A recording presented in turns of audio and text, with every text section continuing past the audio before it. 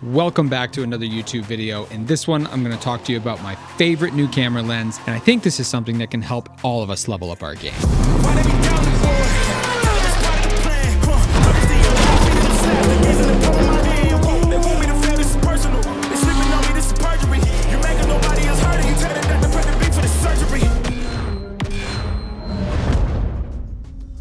All right, I'm going to jump right into this because we don't do a lot of fluff on this channel. Long story short, I have become obsessed and I have a new sort of top dog favorite piece of kit. And that does not happen very often, so I am very excited about it. Before this, my favorite lens was my Sony 100-400 G Master. This thing is an absolute workhorse. It has been my favorite lens for a very long time. I use it all the time trackside, all over the world. I have shot F1, I have shot IndyCar, I have shot WEC and IMSA with this thing. And I've loved it for a very, very long time, but it has been dethroned. And the new top dog in my case is the Sigma 16-28 f2.8 lens. Quick disclaimer, I bought this lens with my own money. This lens was not given to me. I have no deals with Sigma. It's nothing like that. I have had this lens for a little over a year. It was originally meant to film me on YouTube. That's why I'm using it right now on the camera and I can't show it to you in my hands. But at some point along the way, it has evolved into one of my favorite new creative tools. Now, if you followed me for a bit, you know that I love carrying tech that has multiple applications. When you're traveling the world with camera gear, you sort of need every piece in your kit to cover multiple different scenarios, wear multiple different hats. So to earn your sort of spot in my Pelican case, I need you to carry your weight.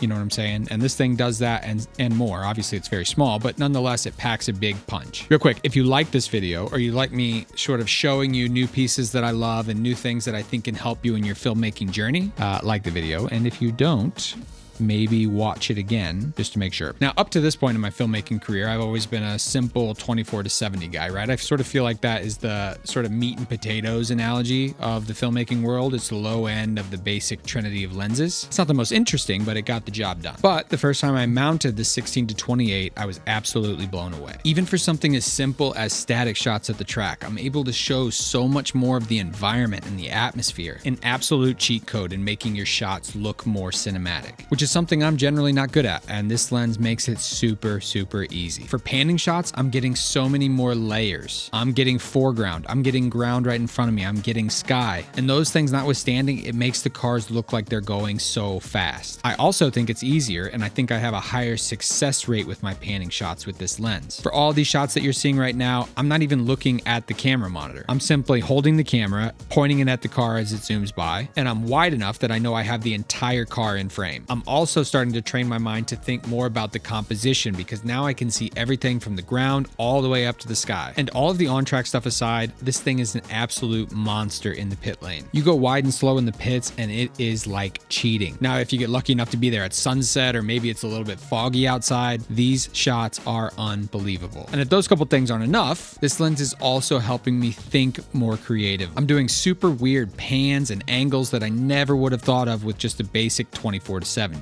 It's making it a lot of fun. Now, I'm not Gerald Undone. I'm not going to talk about all the performance specs of this lens, but I am going to share my experiences. The autofocus on this thing is as good as any of the other Sigma lenses that I use, but I find that because of the width, the depth of field on those medium/long range shots is also really deep, meaning that when I want to manual focus a medium distance, the actual in-focus range is pretty good, which helps when I'm doing crazy manual focus pans through fences and things like that. Now, another massive W for this lens is that it's an internal zoom, meaning that as you rack zoom from 16 to 28 millimeter, all of that is done inside of the lens. So the actual physical length of the lens doesn't change. This makes it incredibly easy to balance on a gimbal and change on the fly. If I think I'm too wide or too tight, I can quickly change the focal length without having to totally rebalance the camera. Because this is a run and gun industry, that level of versatility is extremely helpful. Outside of all that, this thing is wicked sharp. I've used this on multiple manufacturer static and rolling shoots, and it is just as sharp, if not sharper, than any of the other lenses that I own. Perhaps the thing I love most about this lens, and I think you will too, is the price. This thing is below $1,000, which is absolutely wild when I consider how important this thing is to me. Again, this is not sponsored. I have no affiliation with anybody. I bought this with my own money. It's just something that I'm extremely impressed by, and I think it's something that can help all sports creatives, especially in the racing industry, level up their game. Now, no sub $1,000 lens is without its faults. My biggest issue with this lens, and it's not even that big of one, is that if you're running large levels of internal stabilization in your camera, you can get a fair bit of wobble at that 16 to 20 millimeter range. Doesn't affect me much because I don't use internal stabilization that much, but if you do, it's something that you should know. And also a bit nitpicky, but I wish the filter size was bigger. My other Sigma lenses are 82 millimeter. This one is 77 millimeter. I have a step up ring on it because I use the same ND filters all the time, but it's just something that is kind of annoying, but really not a big deal in the end. All right, and that's pretty much it. I don't do a lot of gear related reviews on this channel, so if this is something that you like or you would want to see more of the stuff that I find interesting, please like the video. Feel free to let me know down below if there's other pieces of kit you want my opinion on. But yeah, I love this lens. I intend to use it more and more.